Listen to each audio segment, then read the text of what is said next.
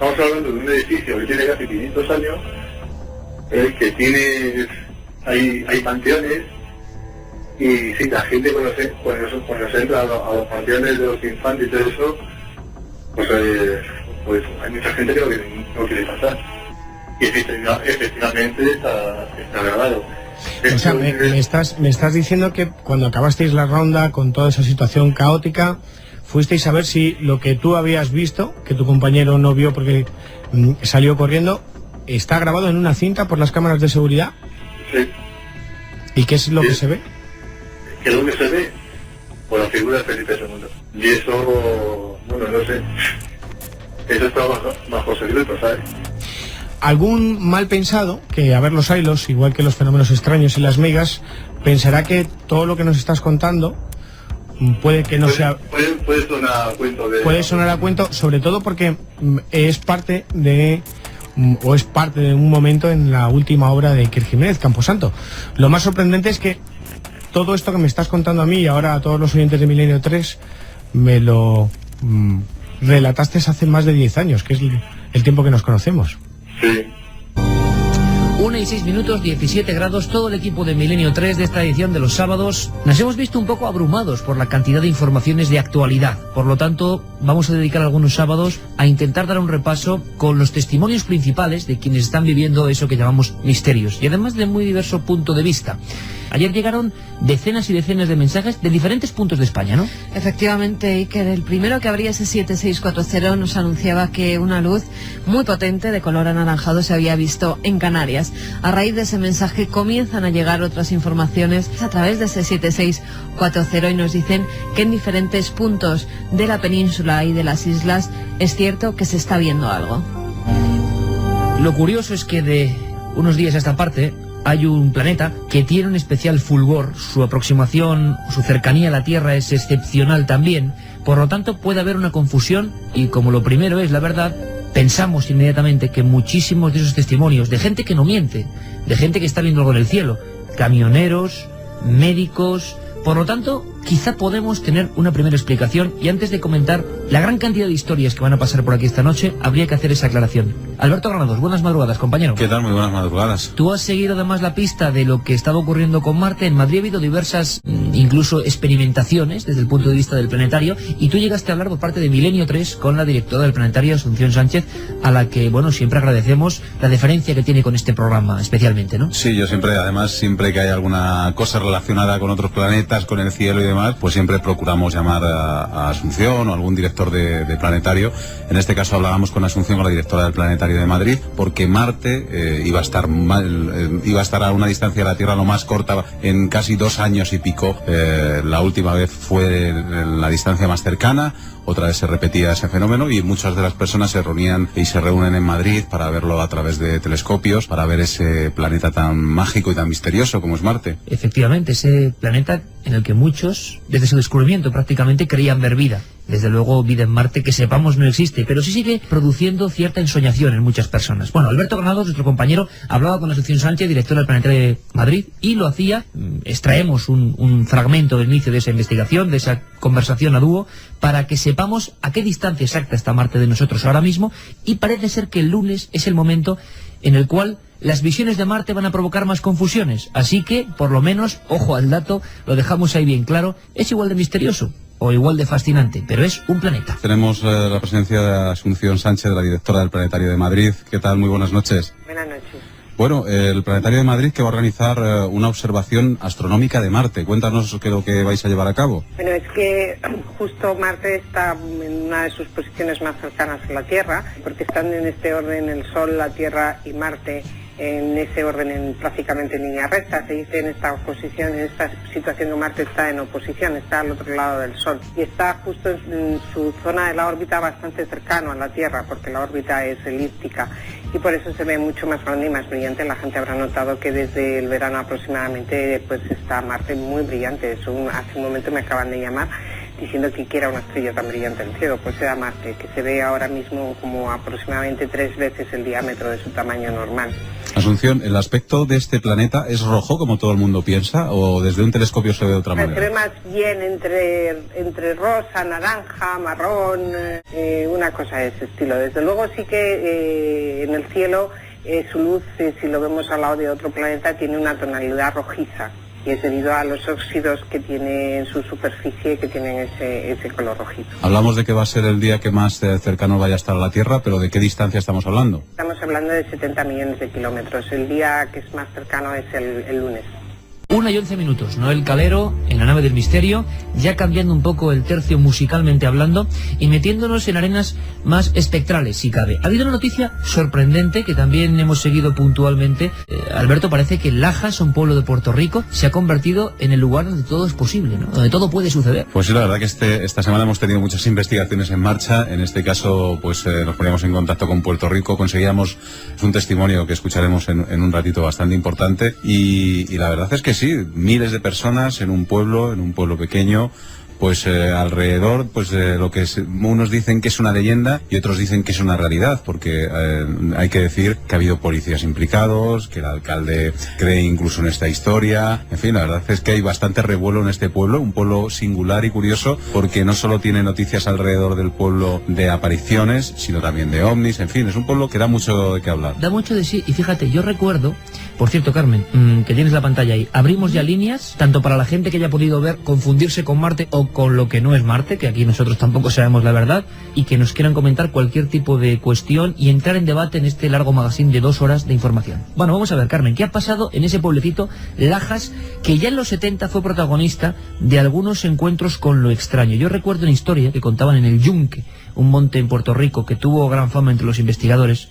Fíjate, yo nunca lo olvidaré. Era una revista que dirigía nuestro buen amigo Enrique de Vicente y don Salvador Freixedo, jesuita gallego que estudiaba en Puerto Rico y que fue expulsado de Puerto Rico por ciertos libros en los cuales se metía de una manera muy vehemente con la Iglesia Católica y aseguraba que la parapsicología o los ovnis existían.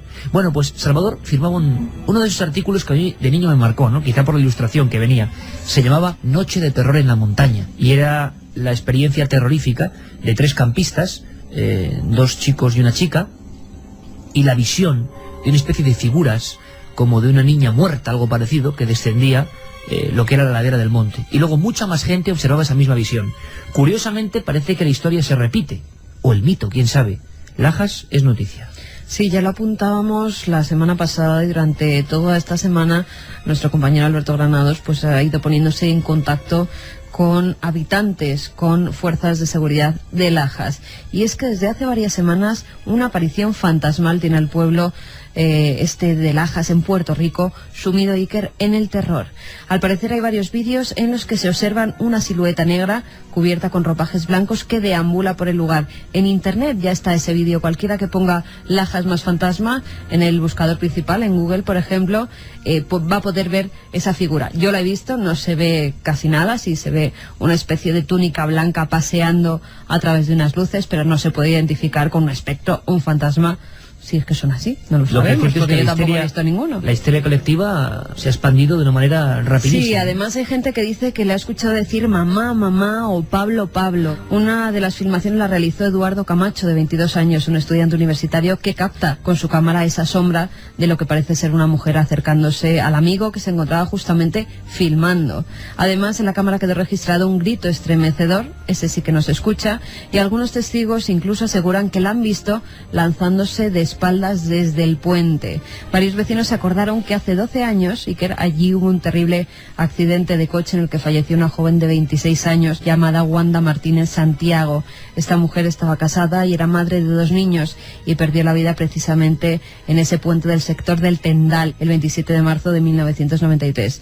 Y es justo en ese lugar donde aún queda una cruz en su recuerdo y donde los testigos dicen que se manifiesta su espíritu. Y la verdad es que un montón de personas están haciendo guardia guardia prácticamente día y noche en determinados lugares, gente con cámaras digitales, con cámaras de vídeo y sobre todo intervención oficial, que es lo más curioso. Sí, el teniente de policía David Villanueva Laporte aseguró que en el vídeo que él pudo contemplar se observaba la figura, y es más, varios miembros también de la policía de ese pueblo han asegurado haber visto una extraña silueta caminando precisamente por el lugar.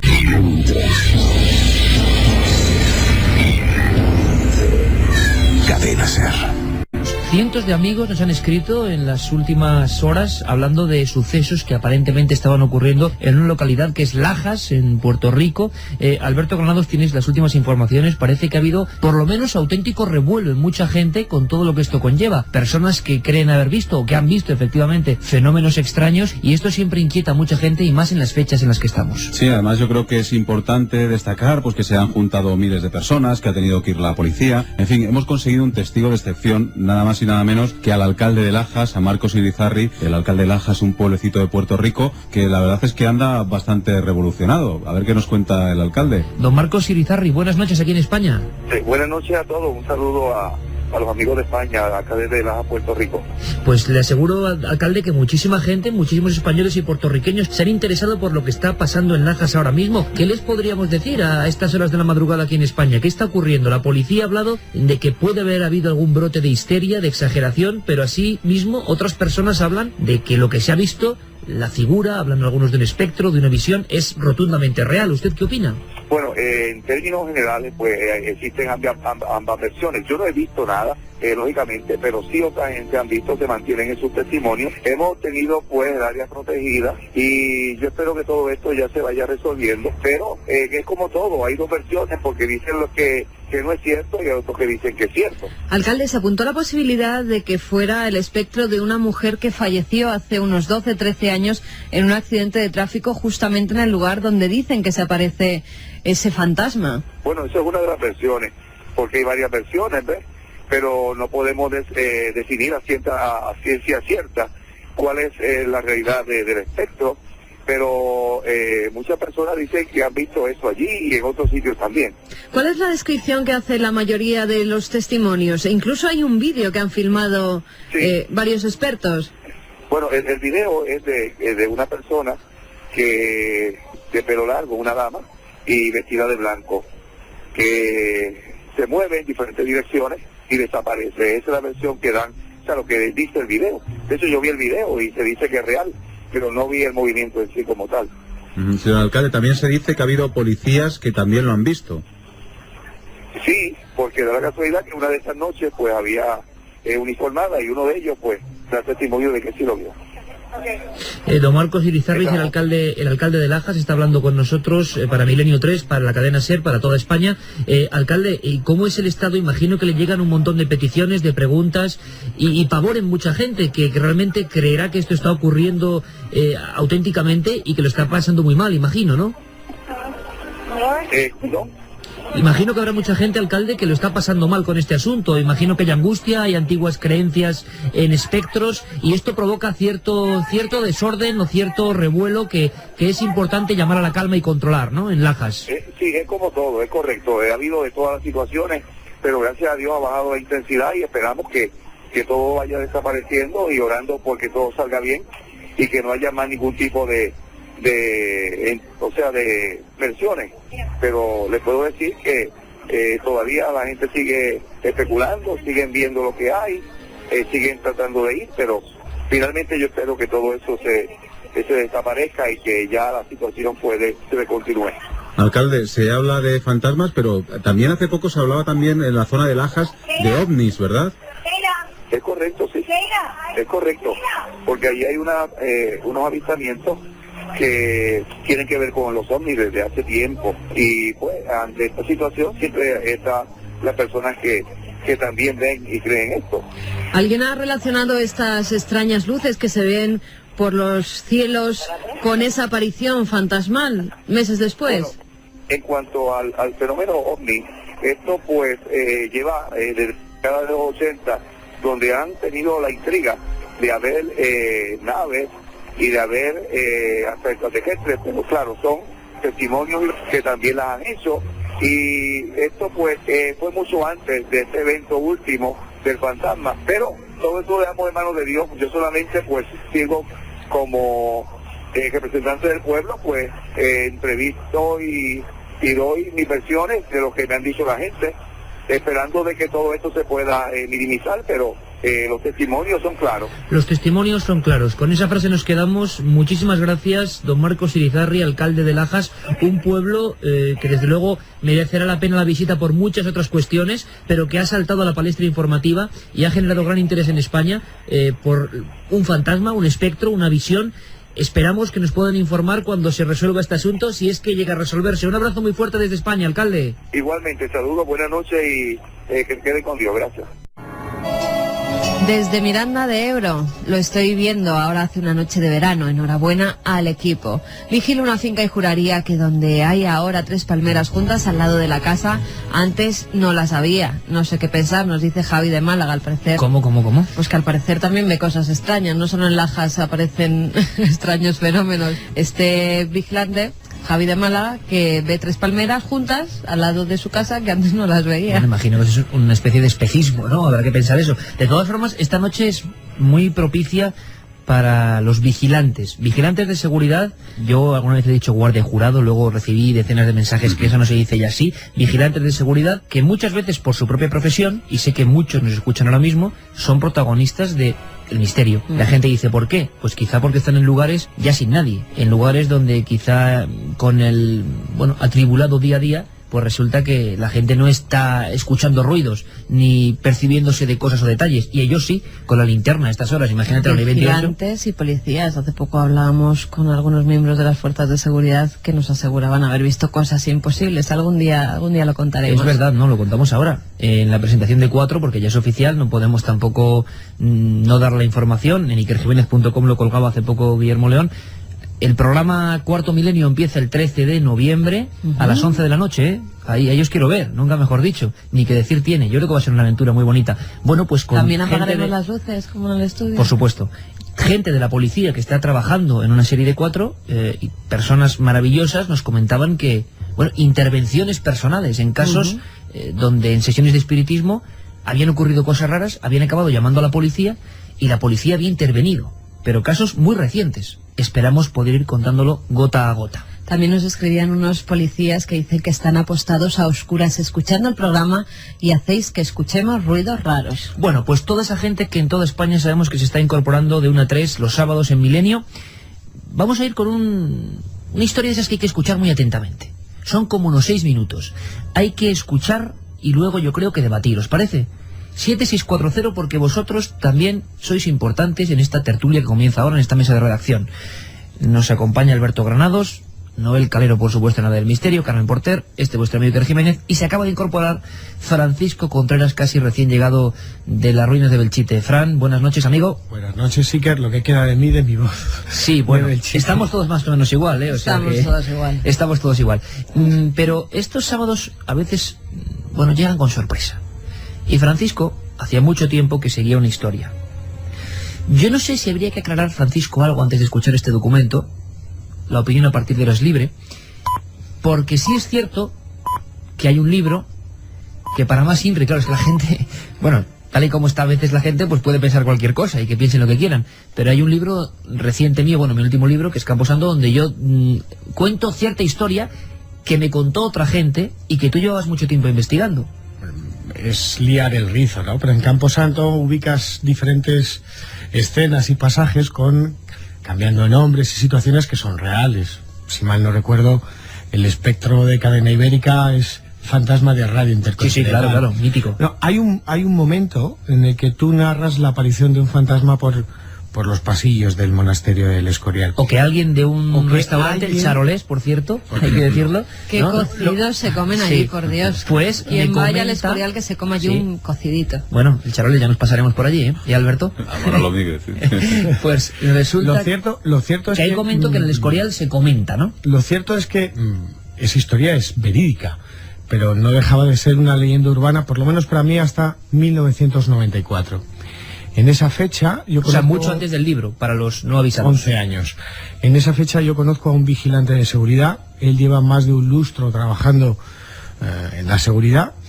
en edificios oficiales, en edificios muy importantes además, y me suelta un rumor, hablando de terceras personas, que él sabe de compañeros que han tenido experiencias fuera de lo normal en el monasterio del Escorial. Bueno, pues lo que son las casualidades o causalidades. Monasterio de San Lorenzo del Escorial. Monasterio de San Lorenzo del Escorial, leyenda urbana, realidad, ficción, no sabemos, supuestos fantasmas, figuras espectrales que pasean por sus pasillos, que son grabados por las cámaras de vigilancia de la Guardia Civil, vigilantes atemorizados, partes silenciados, partes de información silenciados, un rosario espectral de todo tipo de sucesos. Lo que es la casualidad o la causalidad nunca se sabe. Bueno, pues después de 10 años he conseguido que el vigilante nos cuente lo que fue su experiencia en el monasterio del Escorial. Si quieres empezamos a escucharla. Vale, que quede perfectamente claro que lo que yo ponía en Camposanto era la recreación de esa historia, o parte de esa historia, que en el monasterio se conoce y se cuenta. Ahora bien, ¿dónde acaba la leyenda? ¿Dónde empieza la verdad? ¿Dónde están esas grabaciones? ¿Qué aspecto tiene esa figura? ¿Hace siempre el mismo recorrido? ¿En qué punto del monasterio del Escorial, que ya de por sí es lugar mágico? Si queréis luego hablamos de eso. Bueno, pues abrimos la mesa de redacción. Escuchad muy atentamente, amigos de Milenio, qué crédito o no os merece esta historia. Francisco Contreras por fin ha logrado, después de mucho esfuerzo, que hable, pero eso sí, la petición de que deformemos su voz. Hemos deformado un poco su voz, hemos cambiado su nombre, ahora mismo está trabajando, nos está escuchando, y desde luego hay que guardar su anonimato, porque si no el lunes creo que tiene un expediente y está en la calle, porque además los edificios donde trabaja es de alta alcurnia. Bueno, pues si os parece, compañeros, Carmen, Alberto, todos los amigos de Milenio, escuchamos lo que nos tiene que contar este vigilante de seguridad especializado que se encontró con lo extraño una noche como estas, hace unos cuantos años, en los pasillos y estancias del Escorial. Salvador, buenas noches, bienvenido a Milenio 3. Buenas noches. Corre el rumor, o por lo menos corría el rumor entre los investigadores del misterio, que el Escorial no solamente guarda misterios relacionados con su biblioteca y los libros prohibidos, o las reliquias, o ese laboratorio alquímico, sino que muchos de los que habéis trabajado allí habéis podido ser testigos de lo insólito. Concretamente, protagonistas de la aparición de una figura espectral que muchos supuestamente relacionan con la de Felipe II, y que incluso ha podido ser grabada por los monitores de seguridad que tiene la Guardia Civil. ¿Qué nos podrías comentar? Pues yo nunca he creído en cosas que no se podían ver, pero desde que yo vi esa cosa, espectro, fantasma o lo que sea, pues me quedé quieto, inmóvil, y bueno, y unos temblores. ¿Cómo ocurrió todo? Para situar a todos los oyentes. Vosotros empecéis vuestra jornada nocturna, hacéis unas rondas, imagino, por diferentes estancias, tenéis unas cámaras de vigilancia, y una noche hace unos años, para no dar más datos, ¿qué es lo que pasa? Pues estamos haciendo la ronda, mi compañero y yo, y nada, y todo muy tranquilo, pues como una noche normal y corriente. Y al llegar al antiguo dormitorio de Felipe II, pues se vio, bueno, yo vi como una luz así blanquecina, dije, bueno, hay una luz encendida. Y vamos a ver lo que era, y es que no había luz, ¿sabes? Y vimos, o yo vi, una figura, una imagen, de esto a poquita gente se lo contaron. Y es que era Felipe II. ¿Cómo era esa figura? ¿Pero tenía sus mismos rasgos? ¿Viste ropajes de época? Sí. 1,60 m, no más. ¿Y qué ropas llevaba? Pues de la antigua usanza, ¿sabes? Bueno, mi compañero salió corriendo, yo me quedé quieto. Me quedé quieto y no sé cuánto tiempo pasó, pero a una distancia de, no sé, de 5 o 6 pasos, me miró fijamente, me hizo como una inclinación de cara, como diciendo, y luego pues desapareció, ¿sabes? Que cuando pasó eso, no sé cuánto tiempo sería, porque es que yo me quedé blanco cuando salí de esa zona. Los compañeros me dijeron, ¿qué te pasa? Que estás blanco, ¿te ha pasado algo? Y yo es que no podía hablar, ¿no? No podía decir, que he visto esto, ¿sabes? Pero es que luego la sorpresa, a la media hora, nos llaman que tenemos que comprobar una zona que ha saltado las alarmas y bueno, vamos a ver esa zona, que era la misma zona que habíamos estado, que efectivamente estaba todavía ahí. y luego toda la noche hubo un revuelo, porque como todo está controlado por circuito cerrado y grabado, cada movimiento que se hace se graba. Y efectivamente está grabado. O sea, me estás diciendo que cuando acabasteis la ronda con toda esa situación caótica, fuisteis a ver si lo que tú habías visto, que tu compañero no vio porque salió corriendo, está grabado en una cinta por las cámaras de seguridad. Sí. ¿Y qué es lo que se ve? ¿Qué es lo que se ve? Por la figura de Felipe II. Y eso, bueno, no sé. Eso está bajo secreto, ¿sabes? Algún mal pensado, que a ver los hilos, igual que los fenómenos extraños y las migas, pensará que todo lo que nos estás contando puede que no sea... Puede sonar a cuento de... Puede sonar a cuento, sobre todo porque es parte de un momento en la última obra de Iker Jiménez, Camposanto. Lo más sorprendente es que todo esto que me estás contando a mí y ahora a todos los oyentes de Milenio 3 me lo relataste hace más de 10 años, que es el tiempo que nos conocemos. Sí. Y bueno, no solamente yo lo vi, es que también lo vio la Guardia Civil, ¿sabes? ¿Conoces a más compañeros en este lugar, en el monasterio del Escorial, que hayan vivido alguna experiencia como la tuya? Es que lo que pasó esa noche... O, si no similar, una aparición de una figura luminosa... Lo que pasó esa noche no lo vi yo solamente yo, sino fueron más gente. Y la gente está en el control, en las consolas. ¿Sabes? Que no sé, pero que decir que lo he visto yo solo, no.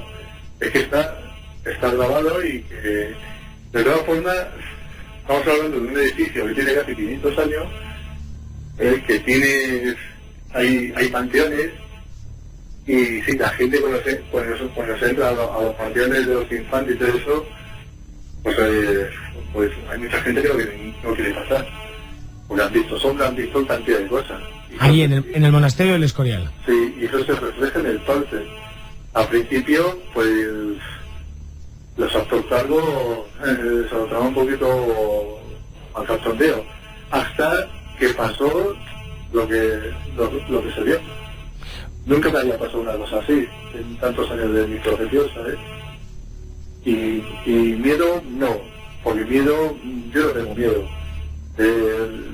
Yo diría un poco de pánico, pero una cosa que la ves y que realmente no sabe, que lo está viendo, que es una figura, que es un, no sé, espectro o fantasma, lo que sea, eso no es miedo, eso es pánico, es que eso no sabes cómo actuar. Y luego no solamente yo, sino toda la gente de las consolas que lo vio. Milenio 3, Cadena SER. Una figura en los aposentos de Felipe II, aposentos donde, por cierto, pasaron muchas cosas a lo largo de la historia. Se conoce la vieja leyenda, para algunos real, del perro negro del Escorial, del niño quemado, visiones que quizá el populacho comentaba. Hay que imaginarlas en su entorno, en aquella mole de granito cubierta por el monte Abantos, cuando no había la cantidad de pequeñas casas que hoy dan mayor civismo, digámoslo así, en la visión a ese territorio. Era un lugar desolado. Pero ya desde entonces se hablaba de eso, de la especie de espectro de un perro que siempre aparecía en las noches de angustiosa desgracia. Ricardo Sepúlveda, uno de los cronistas que en el siglo XIX accede a material de la agonía de Felipe II, asegura que Felipe II poco antes de morir, menciona el perro negro como una de sus grandes fobias, e incluso una especie de figura de niño que camina por los pasillos, brazos en cruz. Quizá todo esto son adaptaciones de leyendas, sustos. La visión que se tiene de las cosas en la nocturnidad es muy diferente, y solo y con una linterna yo entiendo perfectamente ese cambio de visión un poco, ¿no? Sí, además el edificio, yo creo que los edificios, sobre todo antiguos, vuelven un poco a su estado primitivo, ¿no? Por la mañana están con calefacción, con una temperatura, con gente paseando, y de repente esas tablas vuelven a crujir, vuelven a tener otro tipo de temperatura, se vuelve a quedar más frío el edificio, y yo creo que al final todo eso, al cabo de una noche, se nota y mucho. Carmen. Es difícil opinar sobre esta historia. Se comentaba hace mucho tiempo, ¿verdad? Sí, se comentaba hace tiempo, incluso las veces que nosotros hemos recorrido el Escorial, cuando tú estabas escribiendo esa novela, Camposanto, pues muchos de los guardianes, de los vecinos del Escorial, te la contaban. Yo, como siempre, voy a dar el lado un poco escéptico. Yo querría ver esas cintas de vídeo. Se habla de ellas, pero también puede ser una leyenda urbana, como las muchas que hemos tenido también en los castillos de Inglaterra, donde se aparecían también supuestos espectros o fantasmas de otros reyes o monarcas de otras épocas. La mayoría de ellos, esas cintas nunca han aparecido. En las del Escorial se habla de ellas, pero alguien más que este guardajurado, este vigilante de seguridad, las ha visto. Yo animaría también a través del 7640, porque están llegando algún testimonio que puede verificar la historia que nos ha contado Salvador. Pues ¿te parece, Carmen, que según vayamos debatiendo, vayamos también leyendo, según van llegando los testimonios de amigos? Porque el Escorial es un lugar que no solo es de los madrileños, vamos a llamarlo así, sino que está constantemente surcado por miradas de cualquier lugar de España y del mundo. Y hay gente que ha tenido sensaciones muy curiosas. Yo podría contar alguna también. Francisco. ¿Qué quieres que te diga? Hombre, yo creo que Salvador vivió algo fuera de lo normal.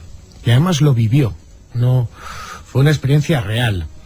No alucinó, no tuvo ningún tipo de experiencia fuera mental, desequilibrada. Y te voy a decir por qué y por qué le creo. Primero porque la historia me la cuenta en 1994, que es cuando le conozco.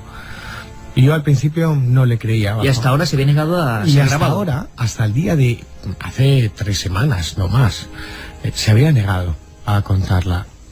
Y no sé tampoco las razones que tiene para contarlas ahora. Lo que sí sé son todas las razones que se le pueden venir encima para que no vuelva a hablar, ¿no? Está poniendo en juego su trabajo, porque en el momento que puedan abrir una investigación, un expediente, se puede quedar sin su oficio.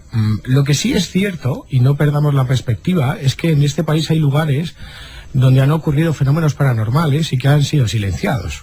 Estamos hablando, por ejemplo, del antiguo hospital de La Cigüeña, Paso de Alameda, Valencia, actual Consellería de Bienestar Social. Y la temporada pasada, en estos mismos micrófonos, María Ángeles, antigua vigilante, nos decía cómo un superior le había hecho cambiar todo un parte, porque allí muchos, ella incluida, contando su experiencia, y muchos de sus compañeros, habían visto lo que se conoce como la Dama Rosa del Hospital de La Cigüeña.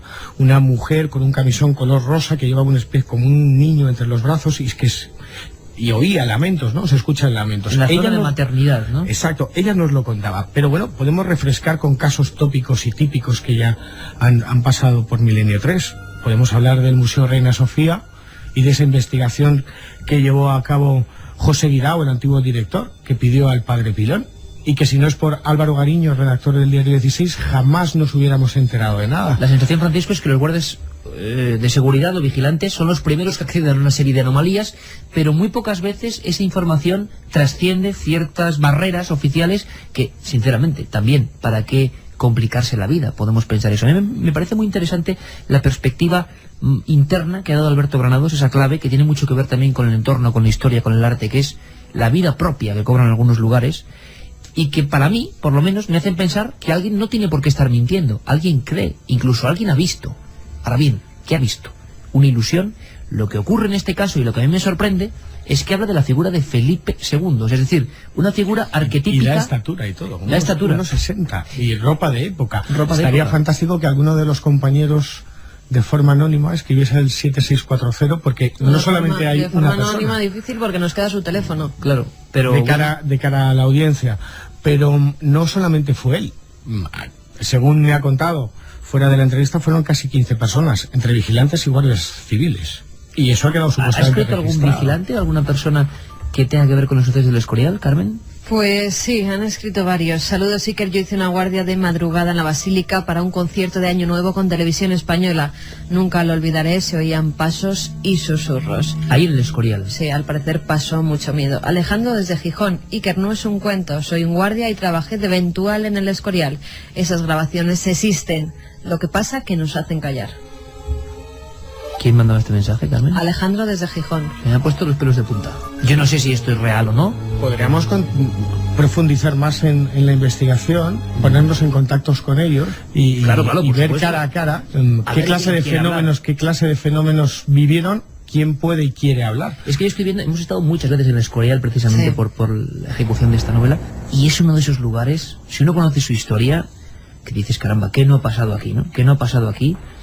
Todo tipo de tropelías, todo tipo de historias con mucha emotividad, ¿no? Y los Pero antiguos Iker, creían en que la emotividad se quedaba en los Iker, por lugares. esa razón de ser, en toda la península, en todas las islas, teníamos que tener lugares en todas partes donde se estuvieran apareciendo espíritus a diario. Pero ahí estamos en el debate, no digo espíritus, pero quizás solo en ciertos momentos, a determinadas horas, en cierta conjunción de características, quizá ese momento que sin saberlo el vigilante está ahí y ocurre unos factores que nosotros no controlamos, pasa eso.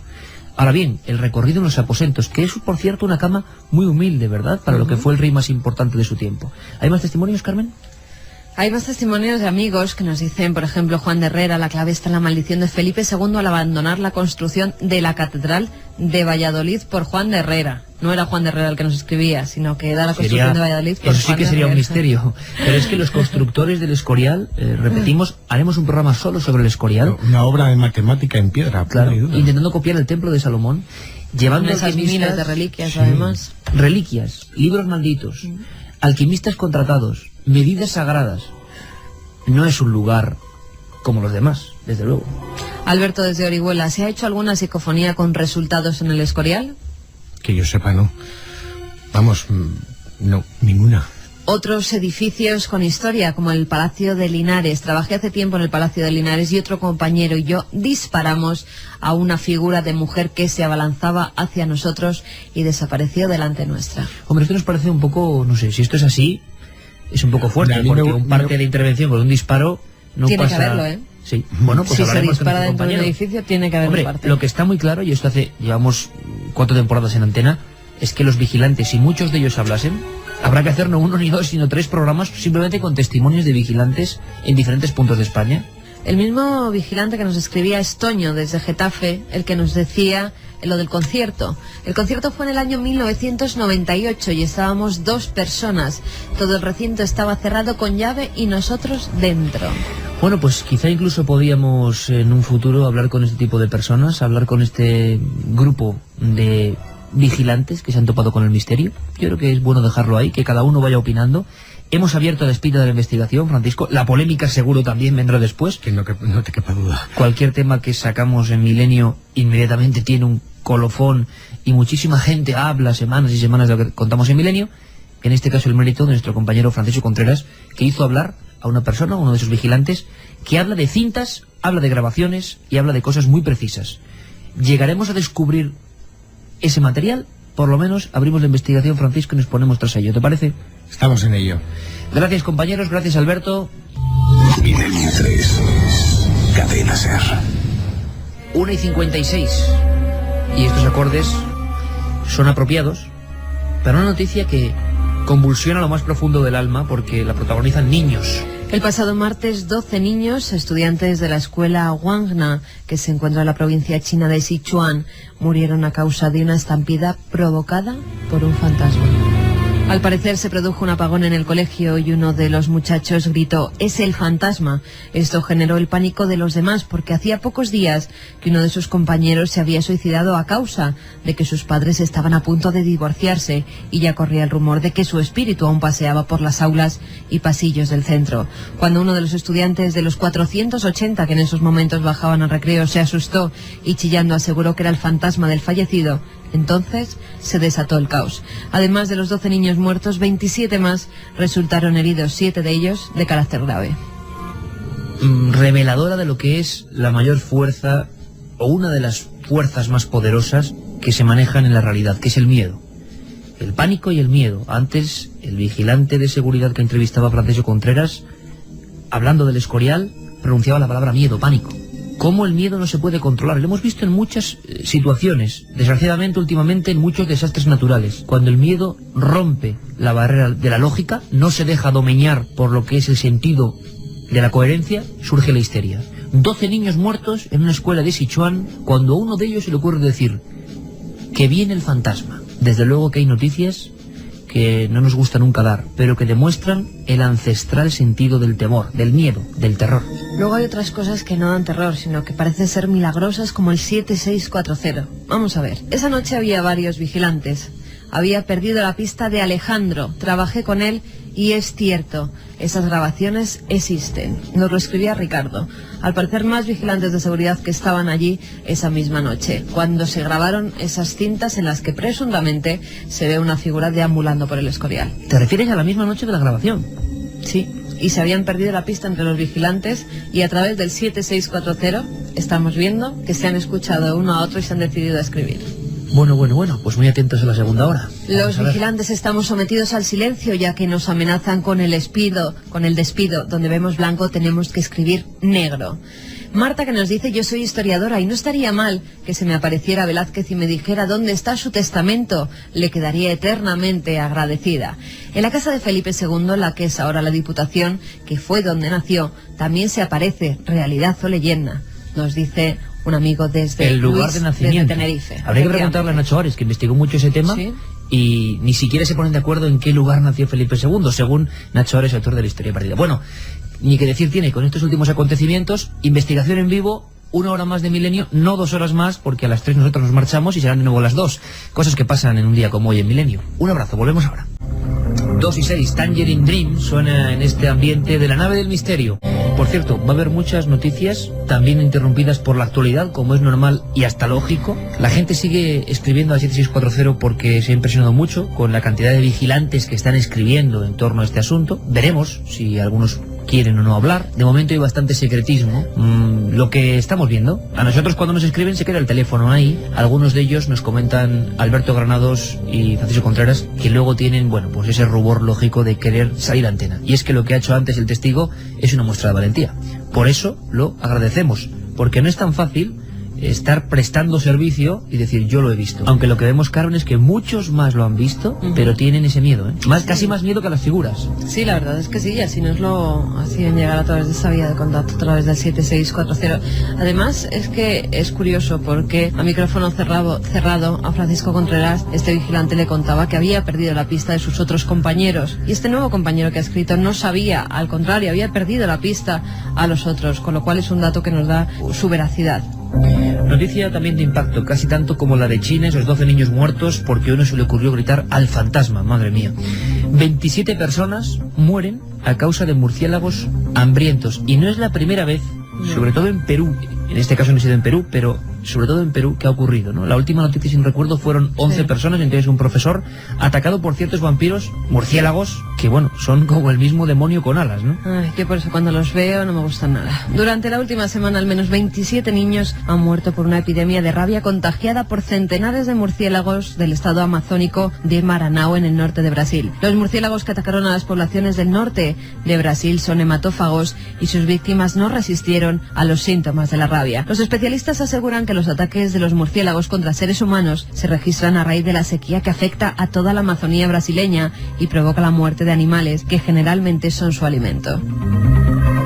Por cierto, en el estado de Maranhão, en esta zona, ocurrieron fenómenos singulares, lo conoce muy bien nuestro amigo Pablo Villarrubia, de personas, bueno, decían los vampiros, ¿no?, de la Amazonía, de personas que aseguraban haber visto en ciertos caminos solitarios algunas luces, algunos lampariles, cosa muy apropiada para la época en la que nos estamos acercando, y como bien sabéis, en España hay mucha tradición de candil de los muertos, de luces errantes. Bueno, la diferencia es que en Colares, en diversos puntos de Maranhão, bueno, pues mucha gente aseguraba que después de ver esas luces habían caído en una especie de trance, habían aparecido con quemaduras y algunos con incisiones muy profundas. Muchos piensan, analizando los datos, que lo que pudieron ser fueron ataques realmente de este tipo de seres voladores, ¿no?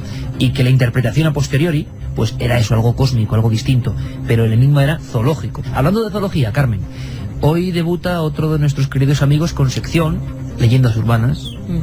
Cosas que creímos que eran certeras y quizá no lo sean tanto. ¿Estará ocurriendo lo mismo con el asunto del Escorial? No, también hablamos de animales.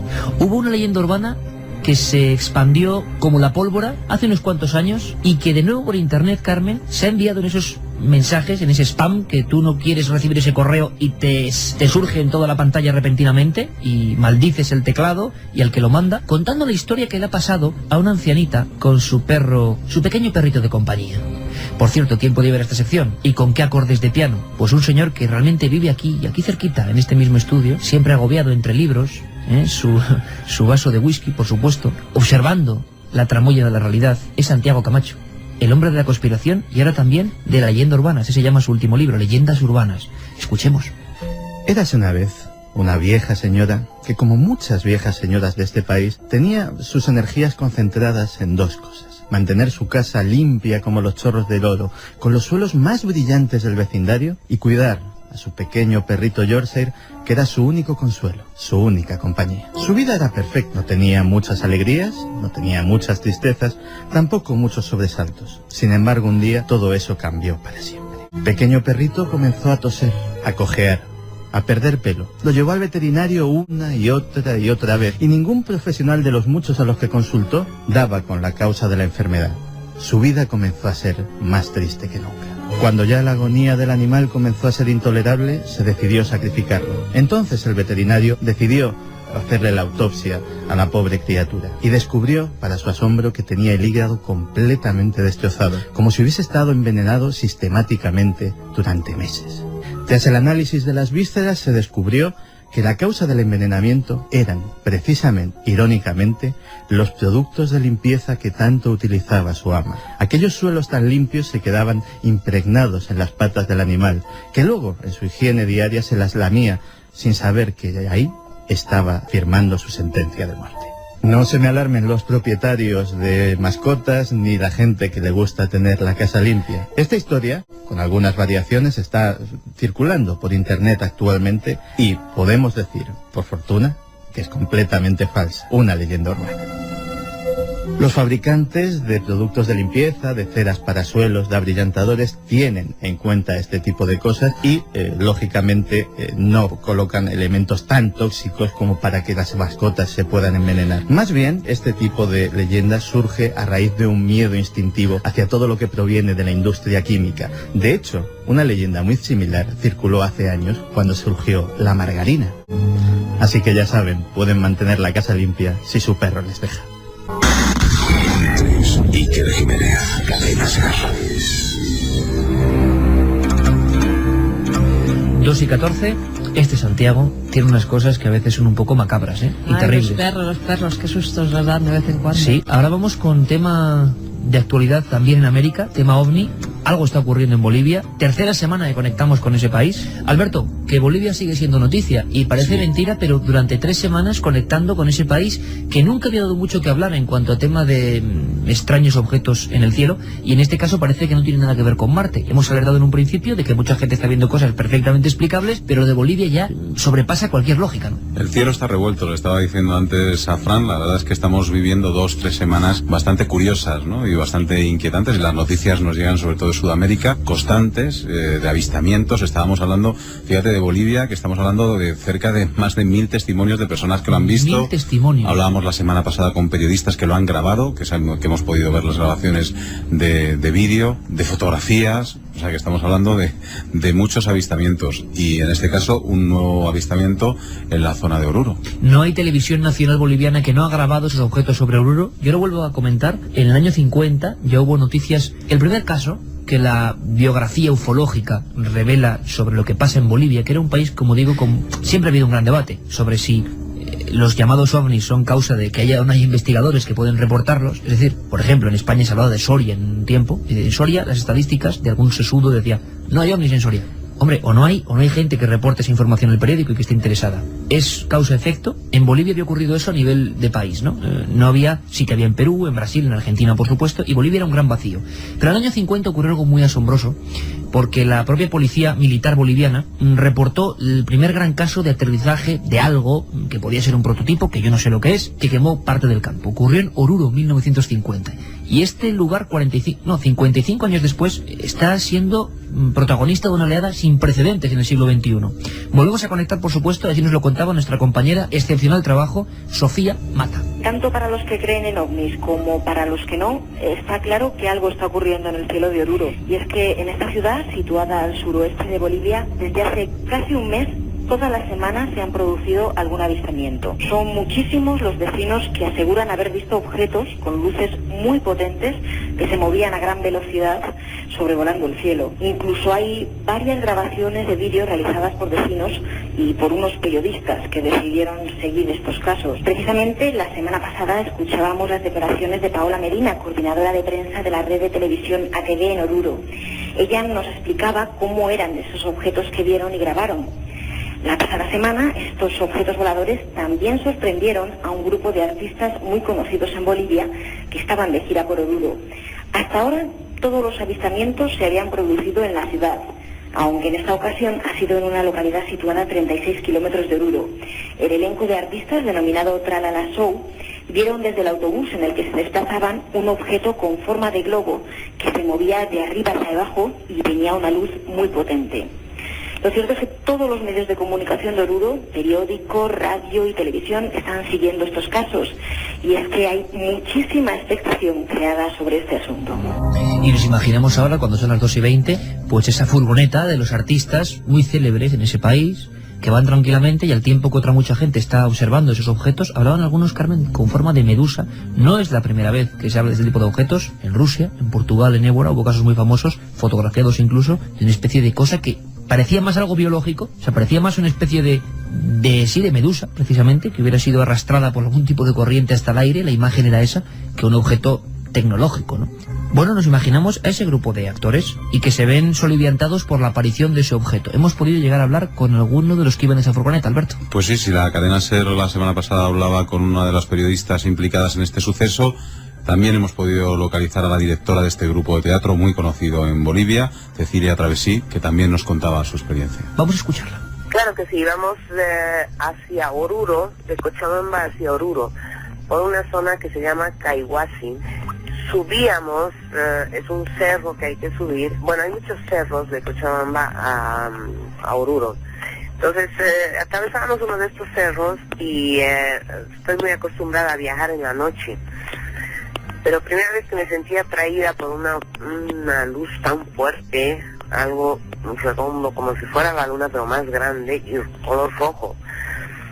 Entonces, bueno, la mayoría estaba durmiendo, pero empezaron a despertar porque obviamente unos con otros que mira, que la luna, que no sé qué. Y yo les decía, miren el show de la luna. Pero del otro lado uno de los chicos me dice, no es la luna, porque la luna está del otro lado de la ventanilla. Vamos con más mensajes en esa vía de contacto. 7640, palabra clave milenio. Hasta ahí ha llegado un mensaje de Manolo, vigilante. Contad conmigo si hacéis un programa sobre vigilantes y asuntos extraños, pero tener cerca un buen programa de ocultación de voces. No quiero ir al paro. Hola, me llamo Edu, soy vigilante de seguridad. Un amigo también vigilante hizo públicas unas cintas de vídeo.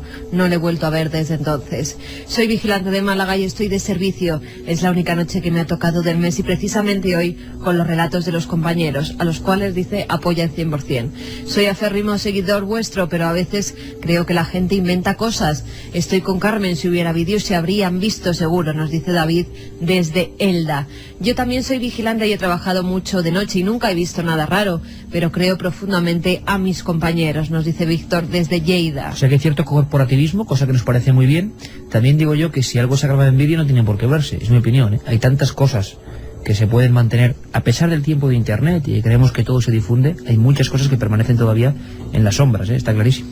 Además le podríamos decir también a David, a nuestro oyente, que si él fuera director, por ejemplo, de un museo y tuviera una cinta ¿qué haría? ¿Daría a conocer esa cinta o lo callaría y seguiría como si no hubiera pasado nada? Según, hay algunos que pueden llegarse incluso a inventarse fantasmas en pueblos para que acuda la gente en manada. Claro, es un tema muy, muy peliagudo. Casi tanto como este asunto de los ovnis, que sigue siendo protagonista, y no solo en Bolivia. Parece que la fiebre se ha empezado a expandir por otros lugares, Alberto. Chile, sí, en este caso. Fíjate lo que estábamos hablando de la semana que llevamos, ¿no? Hablábamos de Puerto Rico, hablamos de Bolivia, y en este caso tenemos que hablar de Chile, de Valparaíso, porque parece ser que también se ha captado una foto de un ovni, ha habido también varios testigos, y tenemos allí a un periodista de una radio, la Radio W, Enrique Gaete, que también nos lo puede contar y nos puede decir esos testimonios. Enrique, muy buenas noches. Hola, buenas noches, ¿cómo están ustedes? Bueno, pues hablábamos de que tenemos una semana bastante agitada, hablábamos de Puerto Rico, hablamos de Bolivia y ahora tenemos que hablar de Chile, ¿verdad? De Valparaíso. De Valparaíso en específico y de una zona que se llama Olmué, que queda aproximadamente a 100 kilómetros de la capital, Santiago, donde hace aproximadamente una semana, el domingo pasado podríamos decir, hubo un avistamiento de un ovni cerca de un cerro que es muy conocido, el Cerro La Campana, en esa zona, donde a través de una persona que estaba retratando el atardecer, una luna llena que acompañaba ese atardecer, retrató esa imagen y posteriormente al revelar la foto en un laboratorio, y que entendemos es una foto digital, ni siquiera es una foto que tuvo que pasar un proceso de laboratorio, cuando la llevó al papel se percató de que en el ángulo superior, podríamos decir derecho, había un objeto luminoso que no era precisamente la luna, era un poco más pequeño, pero que se notaba claramente, lo que se suma a un hecho también de hace algunas semanas, unas 2 o 3 semanas, donde en Valparaíso, propiamente tal, en el Cerro La Cruz, también una persona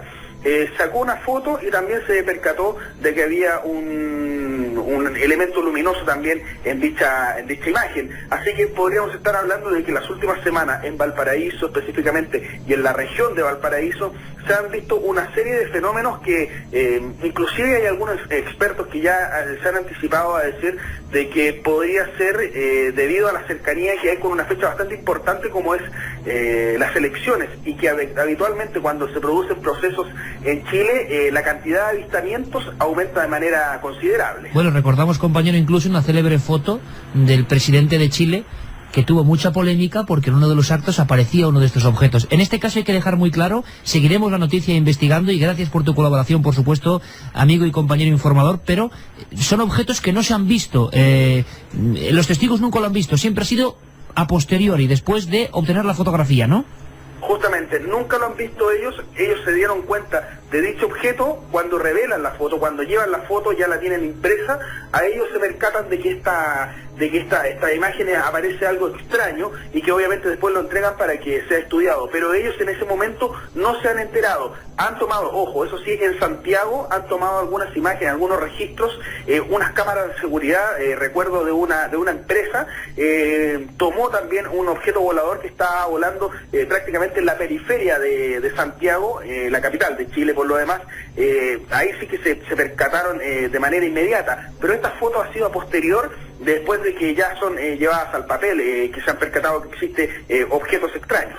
Pues Enrique, yo creo que seguimos la noticia y si tenemos novedades volveremos a conectar contigo. Gracias, Enrique Gaete, periodista de Radio W.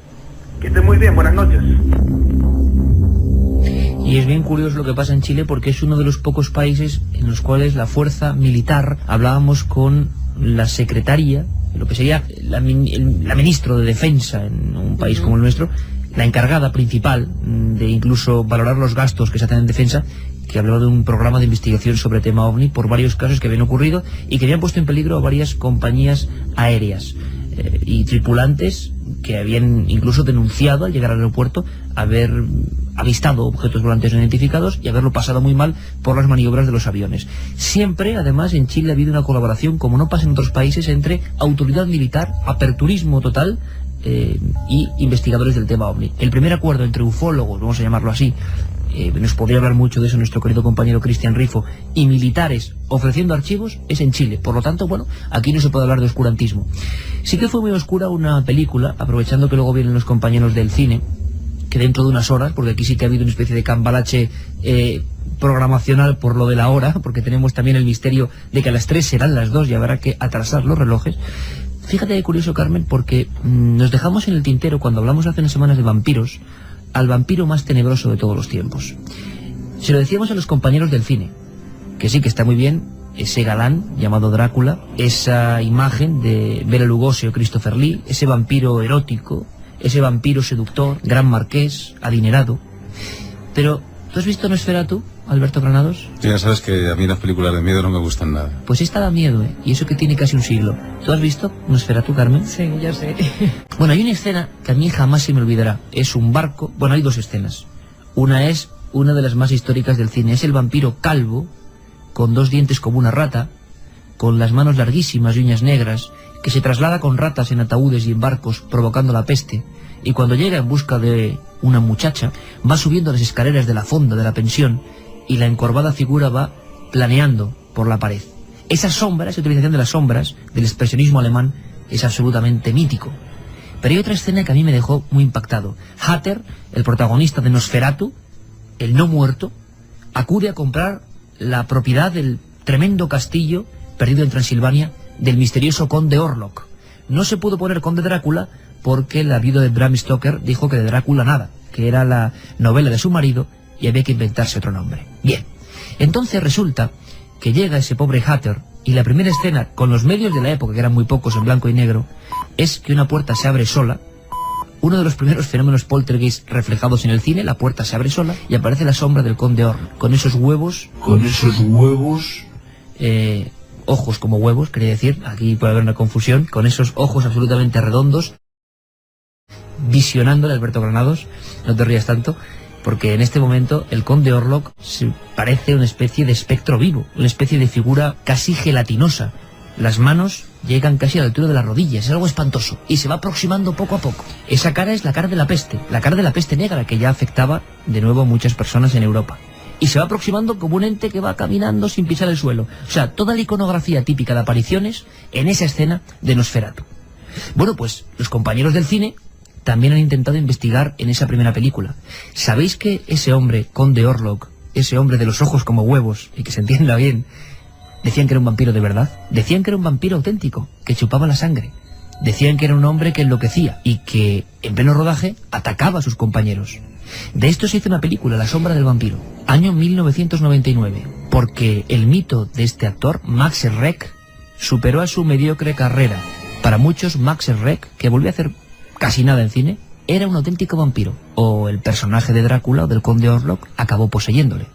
Bueno, escuchamos la historia de esa película, el conde Orlok, Nosferatu. Nosferatu, el indeseable, el no muerto. ¿Intentas imaginar cómo podría ser esa criatura? Nosferatu es un vocablo serbio, significa no muerto. Nosferatu es un vampiro, vive en Europa del Este y sí, lo mismo que Drácula, también él se enamora y se quiere comprar una mansión en Londres. Tendrá que hacer un largo viaje para hablar con él. ¿Dónde vive? En los Montes Cárpatos, según he oído decir. Sí, pero por otro lado, recibirá una buena comisión. Pero a diferencia de su primo hermano, el conde Drácula, Nosferatu no es ni apuesto ni seductor. He visto algo horrible. Tengo miedo.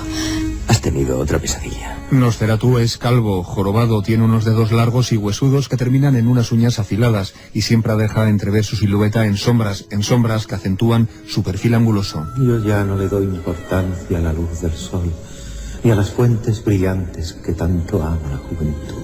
Me gusta la oscuridad y las sombras, donde puedo estar solo con mis pensamientos. Nosferatu es un vampiro que a la habitual personalidad del vampiro añade el sufrimiento de su propia fealdad. Nosferatu fue un personaje que no nació por razones artísticas, sino por imperativo legal. En los años 20, Murnau, uno de los grandes maestros del expresionismo alemán, quiso rodar una adaptación de Drácula, la novela de Bram Stoker. La viuda del escritor, sin embargo, se negó a darle los derechos. Murnau no se rindió y utilizó una artimaña. No estamos haciendo Drácula. Cambió el aspecto físico del personaje, cambió también su nombre y los lugares en los que ocurría la acción. A pesar de todo, el argumento tenía tantas similitudes con la novela que la viuda de Bram Stoker consiguió que se confiscaran legalmente todas las copias. Algunas se salvaron de la quema y gracias a ellas ha llegado hasta nosotros una película que, artísticamente hablando, supuso en su momento una auténtica revolución. Murnau rodó buena parte de Nosferatu en Eslovaquia, en un castillo en exteriores, algo insólito en aquellos años. Cruzaremos la frontera de Checoslovaquia a las pocas horas de viaje. Sí, el doctor ya estuvo allí filmando algunos exteriores. Se supone que allí rodaremos todas las escenas de Hatter. Las escenas que tiene Hatter con el vampiro. El aspecto fantasmagórico que tiene la película lo logró gracias a la iluminación, pero también a algunos trucos, a efectos especiales que se pusieron en práctica por primera vez y que alzaron a Murnau a la cima de los directores de su época. Friedrich Wilhelm Murnau es el mejor cineasta alemán de la categoría de grandes maestros como Griffith y Eisenstein. Una diligencia sale al encuentro del agente inmobiliario que viaja a la mansión del conde Orlok, que es una diligencia oscura de un negro fantasmagórico. Para lograr este efecto, Murnau hizo que recubrieran el carruaje con sábanas blancas, y lo que proyectó después fue el negativo, que resultaba negro, pero un negro espectral. He visto su cara. El barco en el que viaja el conde está lleno de ratas. Para reunir tantos animales, Murnau publicó el 21 de julio de 1921 un anuncio en un periódico local. Para inmediato rodaje de una película se precisan 30 o 50 ratas vivas y bien alimentadas. Se pagará generosamente. El rodaje de Nosferatu estuvo desde un principio envuelto en leyenda, una leyenda que inspiró hace unos años la película La sombra del vampiro con John Malkovich y Willem Dafoe. El trabajo se convirtió para Murnau en una auténtica obsesión, y en esta leyenda ocupa un capítulo destacado el actor que interpretaba a Nosferatu. Damas y caballeros, este es Max Schreck, que va a interpretar a nuestro vampiro, el conde Orlok. Mientras dure el rodaje, él será siempre el conde Orlok, para sí mismo y para todos nosotros. Déjale en paz, quiere parecer absolutamente auténtico. No le interesan nuestras preguntas, nuestros elogios, ni tampoco nuestras conversaciones. Él persigue un fantasma totalmente distinto. Max Schreck se identificó tanto con Nosferatu que dice la leyenda que no era un actor, sino que se trataba en realidad de un vampiro. El doctor me dijo que cuando empecemos a rodar, Max Schreck aparecerá siempre totalmente maquillado y vestido como el vampiro. Y lo que es más, solo trabajaremos con él de noche. En 1931, Bela Lugosi interpretó al conde Drácula. Su éxito hizo que Drácula, el elegante y el oficial, se impusiera a la del retorcido Nosferatu. Pero este no desistió. Ha habido más películas sobre Nosferatu y todas tienen un cierto sabor canalla, porque sigue siendo una especie de vampiro alternativo a la versión oficial. Hay cosas más terribles que la muerte. ¿Se imagina usted experimentar todos los días las mismas banales experiencias? Entre los que interpretaron a Nosferatu estuvo, por ejemplo, el alemán Klaus Kinski, que por supuesto para ello tuvo que afeitarse la cabeza. Soy el descendiente de una antigua familia. El tiempo es un abismo profundo como 1000 noches. Así recordaba Klaus Kinski esta experiencia en sus memorias. Me siento desnudo, indefenso, desamparado, no solo físicamente, sino sobre todo espiritualmente. Me siento como si no tuviera cráneo y como si me hubieran quitado la capa protectora sin la que el alma no puede sobrevivir, como si me hubieran despellejado el alma. Una definición que de alguna forma dio con la clave del personaje, Nosferatu, un vampiro sufriente que solo se muestra en sombras porque está, además, acomplejado de su propia fealdad. Estas voces nos pone Noel Calero y parecen las voces del purgatorio. Por cierto que ha habido una historia en Canarias que ha salido en varios medios de comunicación. No sabemos hasta qué punto contrastada o no, pero bien es cierto que la historia daría para una novela. Una persona, Alberto, que aseguraba que veía espectros en su jardín y que constantemente decía: estoy viendo espectros en mi jardín, estoy viendo espectros en mi jardín. Y claro, nadie le hace ni caso hasta que se le han llevado a un psiquiátrico. Y han pasado cosas, ¿no, Alberto? Está en un psiquiátrico de Alemania y la verdad es que el caso es bastante escalofriante y yo creo que no deberíamos de desvelar mucho, porque a continuación creo que vamos a escuchar algo y la gente se va a hacer una idea de lo que ha pasado. ¿Qué ha pasado con esta mujer? ¿Por qué está en un psiquiátrico? ¿Por qué la policía va a buscarla ahora para tomarle declaración? Los vecinos la consideraban una mujer normal. Liselott Norman, una sexagenaria alemana que vivía desde hacía 10 años en un chalet alquilado al sur de Gran Canaria. Eso sí, con una pequeña rareza. Aseguraba que en su jardín habían cadáveres enterrados. Esa fue una de las razones para que fuera recluida en un centro psiquiátrico a 30 kilómetros de Düsseldorf, en Alemania, donde se la trasladó hace unos días. Nadie la creyó, nadie creía esas historias de muertos y cadáveres. La sorpresa estalló el pasado jueves cuando unos jardineros encontraron los restos de un cuerpo humano repartidos en 2 bolsas de plástico y enterradas junto a su casa. Un hallazgo casual debido a las obras que se realizaban en su bungalow para canalizar el riego automático. Extrañados al pisar una zona blanda, decidieron cavar y encontraron los restos humanos repartidos en 2 bolsas, una con huesos y otra con parte del cráneo. En el lugar, la policía científica realizó varias excavaciones ante la sospecha de que pudiera haber más restos humanos. Los vecinos han quedado perplejos. Ya se ha dictado orden judicial para tomar declaración a la anciana y, mientras tanto, a sus conocidos les sigue retumbando la frase en la cabeza: tengo cadáveres en mi jardín. 2:41, 17 grados justos. Menuda historia, Carmen, digna, como decíamos, de novela negra. La mujer estaba empeñada en que veía una especie de sombras o de figuras, y la policía a la última hora es que todavía no ha desechado que sea sospechosa del propio crimen que se cometió en ese jardín. Tal vez su conciencia, si es que era culpable, le hacía ver esos fantasmas. Pues puede ser. Menuda interrogante. Veremos qué ocurre si no se pierde en la vorágine informativa esta noticia que nos sorprendía el pasado jueves con esa mujer que lleva ya un tiempo recluida en un psiquiátrico. Recluidas estaban varias momias de hace más de 3.000 años en una cueva de Menorca. El hallazgo es sensacional y vais a entenderlo ahora. Las semanas pasadas se daba la noticia de un hallazgo en el yacimiento de Sacobàs d'Espàs, en Menorca. Los restos humanos en perfecto estado de conservación, incluso las partes blandas de personas que vivieron en la isla hace unos 3.000 años. La buena conservación en la que están ha permitido recuperar varios tipos de sudarios y alfombras sobre las que eran depositados los cadáveres, así como las ataduras que han permitido que se mantengan en sus posturas originales. La cueva, cuya ubicación exacta se mantiene en secreto para evitar los expolios, fue descubierta la primavera pasada por 3 espeleólogos menorquines que enseguida comunicaron el hallazgo al Consell de la isla.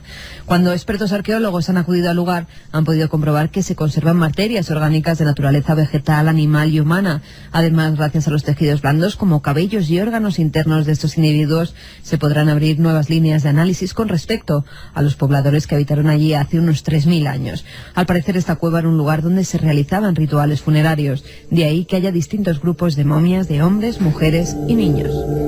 Bien curioso es el hecho de que muchas de ellas, Carmen, estuvieran en posición fetal, y lo que extraña a los especialistas es que hay niños, incluso neonatos, momificados en Menorca, un lugar además donde lo mágico, recordemos las taulas y los talayots, estaba siempre presente. Por lo tanto, estamos ante uno de esos lugares sagrados, lugares sacros donde se iba a morir o a enterrar por algo que hemos perdido cualquier tipo de plano de clave para saber por qué se elegía un lugar y no otro. Ahí está, pues, el gran enigma, ¿no?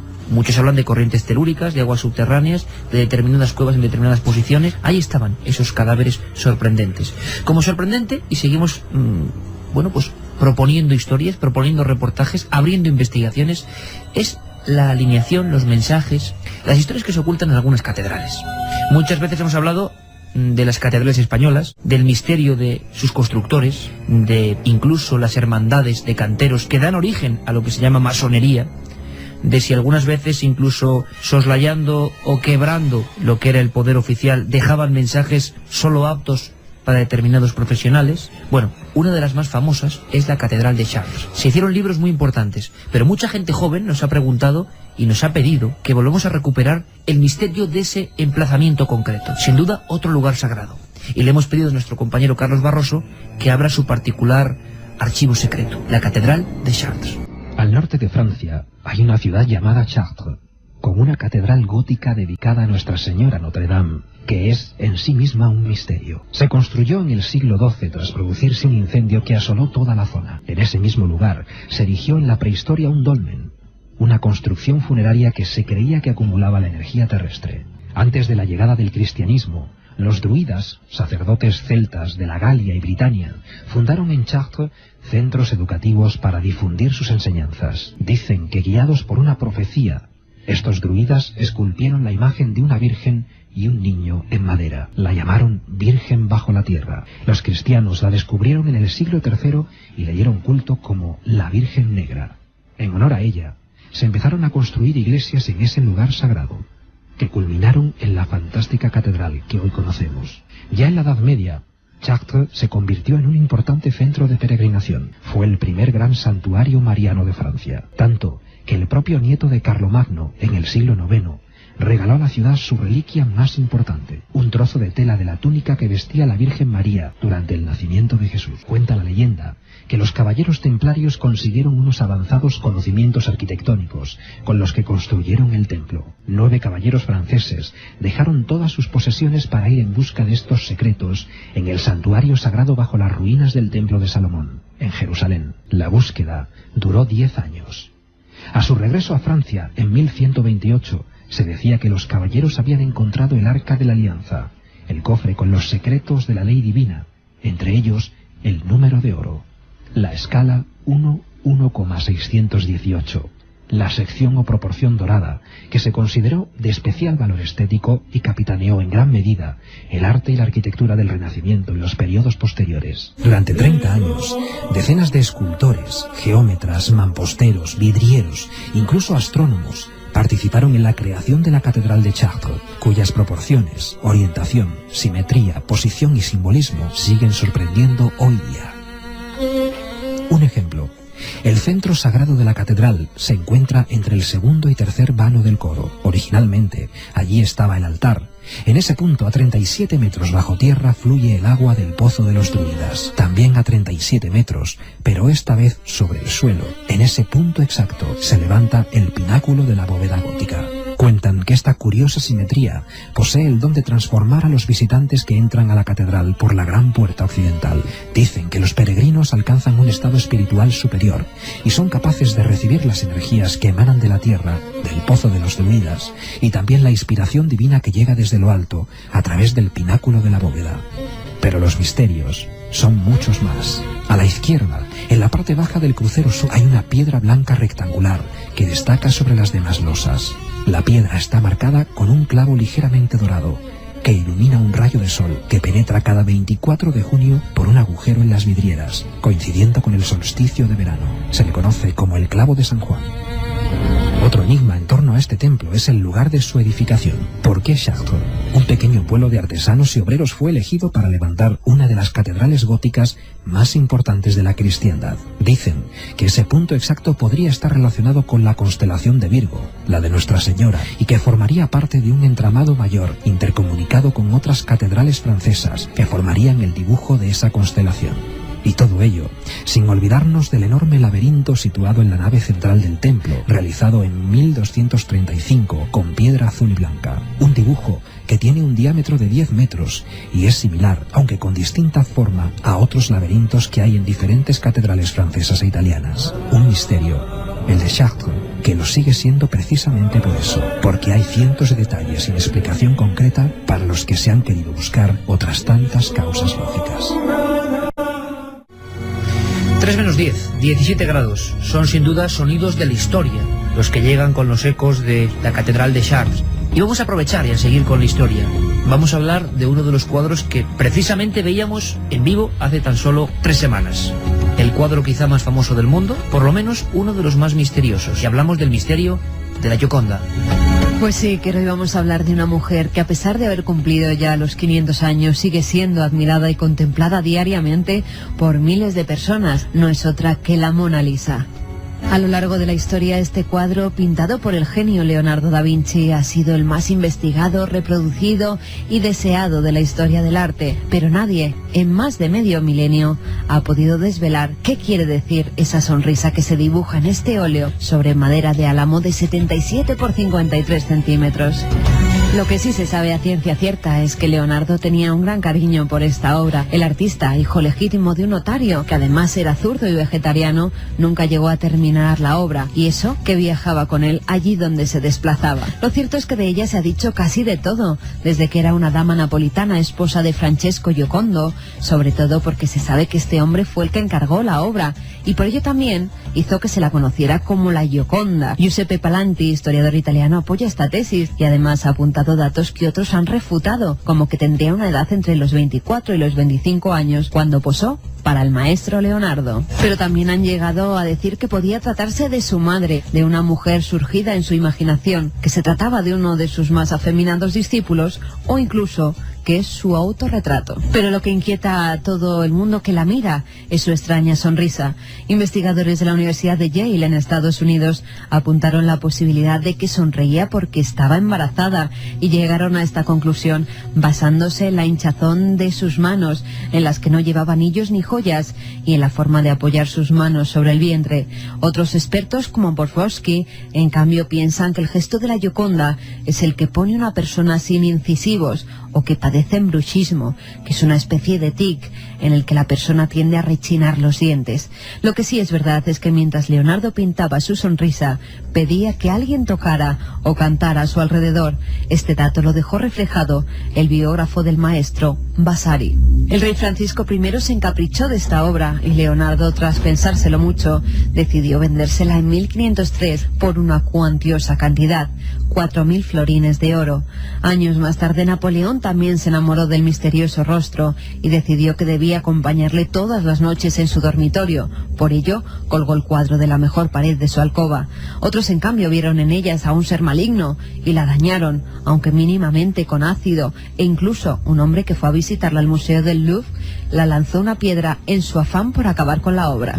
Ya en 1911, un ex empleado del museo, Vincenzo Perugia, logró robar la obra y durante 2 años no se supo nada sobre su paradero. La policía siguió varias pistas, algunas llegaron incluso hasta Pablo Picasso, con el que luego no tenía nada que ver. Mientras Vincenzo viajaba por el mundo tratando de vender aquel retrato en algún museo, pero paradójicamente todos lo rechazaban pensando que se trataba de una copia, hasta que en 1913 el director de la Galería de los Uffizi de Florencia dio parte a la policía y el ladrón fue detenido. Se trata de una obra que despierta amor y en ocasiones, como hemos visto, odio. Tal vez por eso en la actualidad 2 vigilantes se mantienen firmes a cada uno de sus lados, protegiéndola incluso de los potentes flash de las cámaras, mientras la Mona Lisa, desde su desconcertante paisaje en el que algunos ven incluso el rostro de Leonardo, se sigue riendo de todos, ya que ella y su pintor son los únicos que conocen la verdadera historia. Cuadros con alma, sin duda alguna. Hace bien poco